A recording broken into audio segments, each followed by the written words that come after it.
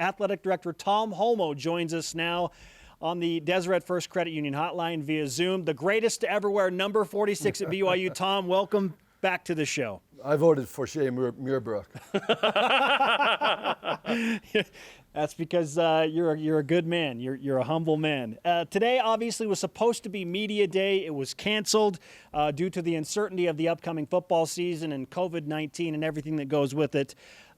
Understandably, your job is crazy. It's chaos right now. So walk us through the typical day of the athletic director at BYU. The typical day, actually, it's pretty routine, and that's one of the things that when this all went down in March and we saw the NCAA men's basketball tournament canceled, we got our leadership team together and we said we got to chart a course that's going to lead to when we come back. And I think that what we've done every day is try to have a little bit of a routine. Personally, I think, and individually, it's important to keep my focus and my health. There's a lot of things going on mentally and emotionally and physically, and people are losing it. But I feel really good about the way our teams hold together. And it looks like every day what we've tried to do is find out about best practices around the country. We're on Zoom calls most of the day. We're communicating with our internal people.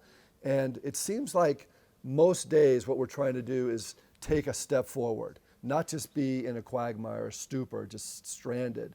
We want to move forward. And it seems like most days we've been able to take a small step forward.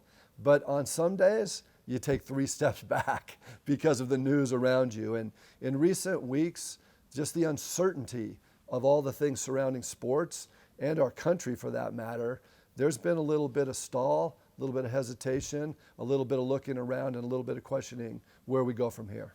And let's walk through some of that. So biggest news over the weekend, a report came out regarding the potential of playing Alabama in week 1. Other teams like Texas A&M and Oklahoma State have been mentioned as well. What's the validity of these reports of these possible Power 5 replacement games? Well, I know that the media has a lot of things on their hands. There's no games right now, so they're very active. So there's been a lot of communications, a lot of conversations with people. You got to look at it this way. It might take me a year and a half to put together a schedule normally. And when those 2 conferences, the Big Ten and the Pac-12, announced that they were going conference only and opened up games, you're talking about trying to get, it's not just me, but most of those athletic directors and coaches that had their games canceled had to all of a sudden start sprinting. So I've had a lot of conversations with a number of people. Some have been reported from their side. And I think that they'll continue today and tomorrow and until this goes to the point where we're playing football. Tom, what role does ESPN play in the potential rescheduling of these games that are rumored right now? ESPN is a partner of ours. We have a great relationship, but they're also a partner of many. They're also talking with the other broadcast companies about how this all fits together, particularly in the spring or particularly in the fall when you're looking at shortened schedules, perhaps, maybe reduced number of fans in the stands, if any. And they're trying to just make sure to see where we are. And I really appreciate, I got a great call on Saturday from one of my friends at ESPN that said, "How are you doing? You all right? We're with you. Just keep going." I asked a few questions about strategy. He did likewise. And we came out, it was a positive conversation, knowing that BYU can move forward with these various possibilities out of our hands right now. I guess I would ask the same question, Tom. How are you doing? Because 5 games were taken off the schedule, all Power 5, Utah notably among them. How are you doing in this process of trying to replace those games? It's rather wild and woolly. Like I said earlier, it might take 6 months to 18 months, maybe 2 years to really put together a game.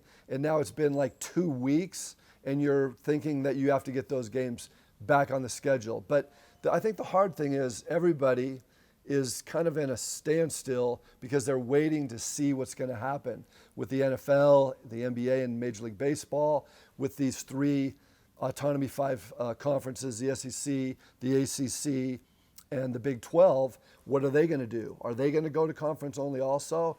And so it's such a moving picture. every day is a new day, and you just got to stay with it. You got to keep your focus and keep your wits and be able to, at the end when they say we're playing, have a schedule. Tom Holmoe, BYU Athletic Director, with us on BYU Sports Nation. I'm about to ask you a question that you have been asked approximately 1,378 times over the past few years, and that is about Notre Dame, who has an opening in Week 13 because of their agreement with USC going away, with the Pac-12 going conference only. Is this the year that BYU sees Notre Dame? Maybe. Notre Dame is an entity in its own. They are not part of a conference. They're independent in football, but they do have all their other sports are in the Atlantic Coast Conference. So they have a scheduling agreement with the ACC in football. And so right now, Notre Dame and the ACC are trying to work out how they might do their scheduling, considering the ACC could go all the way through their schedule, or perhaps a conference only, or maybe a conference plus kind of entity. So it just really is still in a wait and holding pattern to see what they want to do and how their schedule is going to play out. It's difficult for them too as an independent, but they do have a little bit to fall back on with the ACC in some of those games. Are you hoping to replace the 5 Power 5 games with 5 more Power 5 games? I think that would be nice, but it might not be realistic. I think that would be our first option, would be to look to see if that's possible. But the number of dates that are available and openings that match our open dates, and you have to understand that right now we have 5 openings. There could be more that were to come if some of these conferences make decisions like the earlier ones. Yeah, and the SEC is one we're waiting on, right? Because that's the other Power 5 game left. Do you get a sense that the group of 5 may go that direction as well? I think it's hard to tell because they're waiting too. They're waiting for sure to see how that goes, because if the other 3 autonomy conferences go conference only, then that will shell a lot of their games, and that might force them to go conference only also. Athletic Director Tom Holmoe with us on BYU Sports Nation. I think everybody is crossing their fingers, hoping that a regular 12-game schedule can happen. But as you have alluded to earlier in this conversation, Tom, it's hard not to think that this might shrink to 9 or 10 games. So what type of possibility is there that a full college football schedule is going to happen this fall? I would say that the full conference schedule probably wouldn't happen. It could, but you see right now where you have the Pac-12 and the Big Ten already saying they're not doing that. So their number of games are going to be reduced. I'm not an expert in the CFP, but it would be interesting to know how those conversations are going and whether those other 3 autonomy conferences, if they go for a full schedule, you're going to have an imbalance, and that would be something to consider. But we just have to wait to see what's going to happen with those conferences up above, the P5s, before the group of 5 will make a decision on that. You've mentioned waiting, yet I'm sure you're proactive in scheduling or hoping to have different possibilities available depending on different situations. So how are you handling that in terms of, okay, if everyone goes conference only, what does that mean versus if we can still play some of these non-conference games for other teams, Power 5s or Group of 5s? What kind of possibilities are you playing with? Well, it's definitely staging right now because you're not really sure. So you're having these conversations that you hope lead to a contract. But everybody has some hesitation because they don't know for sure exactly how it's going to go for them. But it is good to be able to narrow it down. If there's that many possibilities, if you can narrow it down and get some good feelings from other schools that this could possibly work between BYU and that school. Is there anywhere in the realm of possibilities the idea of, like Notre Dame has with the ACC, BYU being in a scheduled partnership with some type of conference? Anything's possible on the table. This is a pandemic. I mean, I've never had to deal with this before, nor has anybody in their active positions. So it's hard to say that, but when the time comes, at this point in time, I'm not really surprised by many things that come my way. Recently, either a week ago or today, formal 6-week practice was supposed to start, getting ready to prepare for week one. Yet, if you don't have a week one game, that's delayed, right? So what kind of urgency do you have to get a week one game so that formal practice can begin? Well, we're looking at waivers so that that doesn't have to happen, because it just keeps our teams up in the air. And when you can bring student athletes in, we're very fortunate here at BYU that the state of Utah has been open for quite a while. We've had our football players and other student athletes in our facilities working out with the strength and conditioning coaches and the trainers under a very closely watched policy and procedure for health and well-being.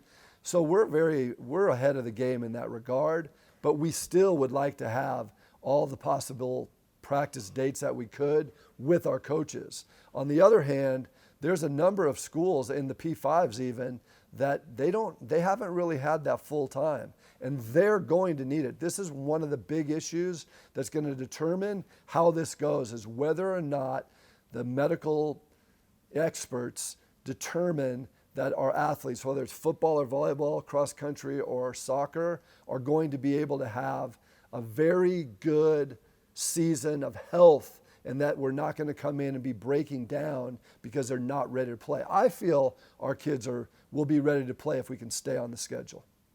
We welcome back in BYU Athletic Director Tom Holmoe, who has already addressed a number of pressing questions from Alabama, Oklahoma State, Texas A&M scheduling, Power Fives, to the health and safety of the BYU athletes and how to maintain that. And so we're going to start there, Tom. When you look at your athletes and transitioning them back in amidst the pandemic and COVID-19, why do you feel like BYU is in a good position, not just with football, but with all of your teams, to handle this if and when you get the green light to play? I think it's one of the great debatable topics in this all is whether or not these athletes or students that are coming back to school are going to be healthy with this pandemic. And one of the things that we decided early on, with the permission of our administration here and the Board of Trustees with the school, was that we felt that we could do a better job of keeping them healthy, their physical health, their mental health, their emotional health, if they were with us. They weren't working out when they weren't here, or they were working out in facilities perhaps that might not be as clean or as sterilized. So we put together a plan where we felt that we could bring them back and that they would be healthy. And it's been a really good experience for our athletes and for our administration. We've had great support from our central administration. President Worthen has put together a, quote, COVID team. We have one down here in athletics. They're communicating on a daily basis. It really is a day-to-day process where we make adjustments, we move forward strong, and I feel like our athletes have really enjoyed being back.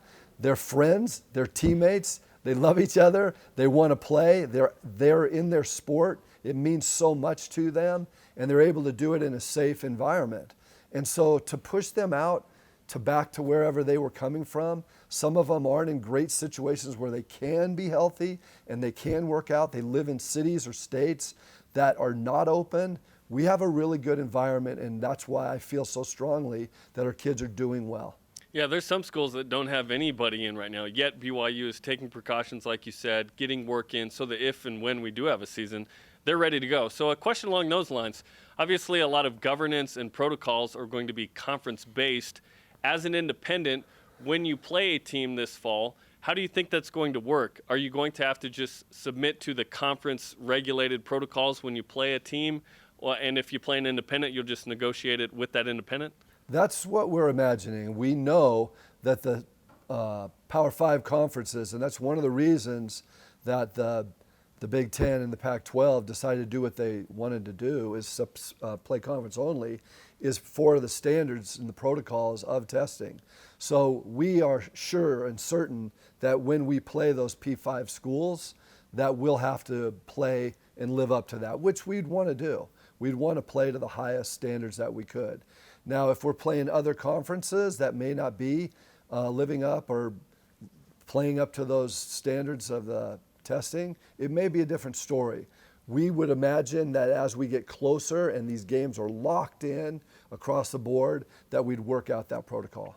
Regarding testing, the NCAA submitted a document saying they wanted testing, was it every other day or every day? It seems like some schools won't be able to afford that.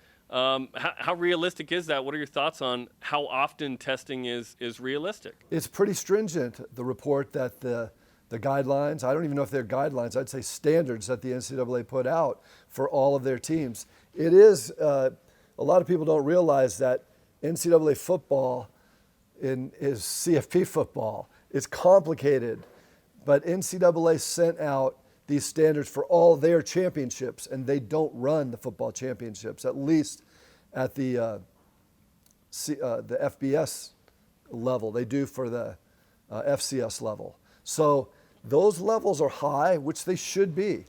And it may, and what you're seeing is some smaller conferences are saying we can't live up to those. We're going to have to delay until the spring. And that's where right now, in the next days and weeks to come, you're going to see more conferences make decisions on that. And we'll have to react to how those conferences' decisions go. We're talking with BYU Athletic Director Tom Holmoe on BYU Sports Nation. Tom, you look at the campus standpoint now, and President Kevin Worthen and the BYU officials coming out and saying, we're going to go with an in-class and partially online scheduling system. So what your athletes are going through in terms of training for sports, how are they going to balance that with what they're going to be required to do in class? And what type of guidance and support have you received from the entire campus community led by President Worthen? Well, it is uncharted waters. We haven't done this before. We looked to do that possibly in the spring, but that all fell apart when all the championships and all the seasons were canceled. But this is one thing that's been helpful is the athletic department and our athletes coming back has given our school administrators a good little pilot or peek at how it could be. Now we're talking about way different numbers when you're talking 30,000 plus students and many, many more staff, faculty, and et cetera coming back. We're going to have to work through that. We'll still have to keep our policies and procedures as far as safety is concerned. But those are things that we're working out right now with our campus. How and where we will kind of cordon off our workout facilities and keep them separate from the rest of the campus community, which every parent, I think, that sends someone to BYU, one of their students or one of their children as a student, will have to consider how's it going to be. 2 FCS leagues have already said they're going to go to the spring in Ivy League and Patriot. What are the possibilities, you think, of spring sports, everything moved from the fall? It's what I'm hearing and what I'm reading is it's the last resort. And I think you're seeing with the SEC and the ACC and the Big 12, they want to play football. They're going to do everything they can to play a football season this year. And if they get to the point in the next couple of weeks, because it's only going to be a couple of weeks, and then that window is going to close. But if that window closes, then they're going to have to step to the next process, which will be, can we move this to the spring, and how will we do that? They're not working on that. We have taken a few opportunities to look and see how that would be, but it is very, very complicated. You can imagine playing all of our sports at the same time, during the same season. It would be difficult, but we would look to do it if that was the way we were told to go. Yeah, complicated is clearly the word of the times, Tom, and there is the huge question floating out there of what type of participation can fans have in these games? LaVell Edwards Stadium seats roughly 63,000 people. You have a number of other venues that hold big crowds. What's the likelihood of fans attending any of these games if and when they do happen in the fall? Right now, because of the state of Utah and their stance or status for the state, it's in a position where it's open right now. It's not green, it's in a yellow position. They have green, yellow, orange, red. And we've been through all the sequences except for red, thank goodness. But right now, we're planning contingencies for all of those. But right now, if we were to open and play tomorrow, we would probably be in a situation where it'd be a reduced number of fans. And we've worked through all the various scenarios of who, what groups, constituencies, and the percentages of each, and where they would sit in the stadium to be safe. with social distancing in mind, with everything in their health in mind, for the people in the stands as well as the people that are there serving them as staff.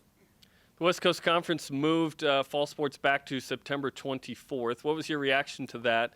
And will BYU be aggressive in non-conference scheduling in soccer and volleyball, where it may be tough to get an early in the week game? It was a tough decision for the WCC to make, but people have to understand, when you look at our West Coast Conference, we have 7 teams from our conference that are in California. And a number of those schools have not returned their student athletes to the facilities just to work out, not with their coaches, but just to be back working out. So there came a point in time where it became unrealistic that those 7 schools would be able to compete in a non-conference situation.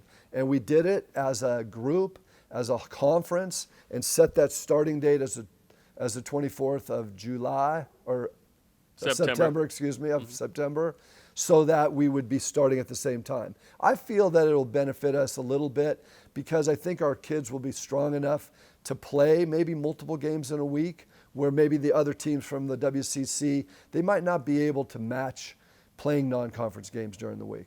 Tom, we're going to think positively here and say, when a green light is given, how will BYU be ready to go on day one based on what you have seen from the athletes preparing? And what's the buffer time you think they need to get ready for the season? That's a good question. I'm super impressed by our student athletes. From the minute that the seasons were canceled last spring, to see how they adapted so quickly. Their attitudes were good. They started looking forward. We had a great academic year last year in that semester where they're taking online courses. And now you look at these fall student athletes and they're saying, ooh, we just witnessed what happened with our classmates in the spring, how they lost their season. So they're in anticipation that it could happen and that would be a possibility that they might not be able to play. But they're ready to go. And that's what our motto was. When this thing starts open, we're going to be ready to go. And all of our coaches have done a marvelous job of keeping our kids emotionally, physically, spiritually, and mentally sharp so that when we do have an opportunity, we can go. And I would say, if we start in any of these sports, our kids will be competitive and ready to go. That would be a great way to end this interview, but I have a follow-up I've got to go back to. So regarding scheduling, we talked about all the different possibilities. We're waiting to see whether other Power Fives go conference only, whether Group of Fives go conference only. If that ends up being the case, is there a possibility of an independent-only type schedule? Yes, that could occur, because being in an independent, if every one of the conferences went conference only and didn't leave to like a +1 or +2, then there wouldn't be any other games available. And we would work out some type of an arrangement with the other independent teams or any other schools that for some reason might have a game available. And that's just, that's one of the things that if a conference were to go 10 games only, you look at a conference like the Big 12, they have 10 teams, so they could only play 9 conference games unless they played one team twice. So there's still some information, some strategies, some decisions from them that have to be made before we can take those steps. Tom, at some point in the future, when your life calms down, I want you to write a book on scheduling and how your life has been affected by it as the BYU athletic director. Can I write the foreword, Tom? I'm going to let you guys write that book, because I'm hoping for posterity's sake that nobody has to go through a pandemic. These student athletes and the coaches and the fans, it's rough. It's been rough on them. I just can't tell you how many people have called me, texted me, come up to me in the community and say, we want to play, we want to see these kids, we want to root for the Cougars, we need this. Now, it's possible that it might go on ice again, but I know how important it is, and that's why we're doing everything in our power to make it happen. We got a daily show. We want games too, Tom. Let's go, baby. You're doing great. You never know there are no games.